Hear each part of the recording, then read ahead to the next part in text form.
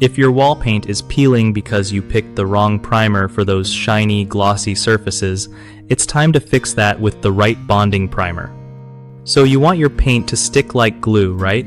First off, always clean the glossy surface super well. Dust and grease are paint's worst enemies.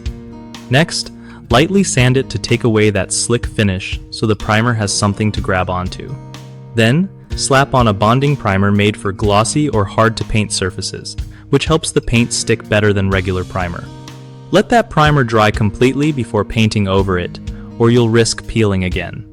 When you pick paint, go for one that's made to work with your primer and surface type. Don't just grab whatever's cheapest. Also, try applying thinner coats instead of one thick layer.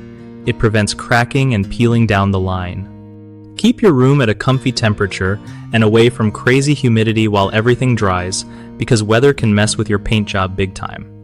Finally, give the whole thing a good week before heavy use or washing to make sure everything is solid. One of the biggest mistakes people make with wall paint peeling on glossy surfaces is skipping the sanding step.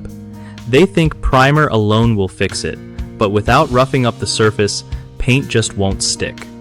Another common error is using a standard primer instead of a bonding primer designed for slick surfaces. This leads to poor adhesion and peeling paint.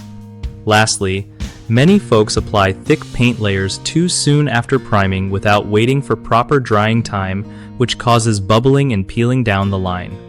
Fix these by always sanding first, investing in a quality bonding primer, and waiting at least 24 hours before painting. BigHomeProjects.com is a great spot if you're hunting for trusted local contractors who actually know their stuff. It also hooks up contractors with homeowners looking for reliable help, making finding the right pro way easier for everybody.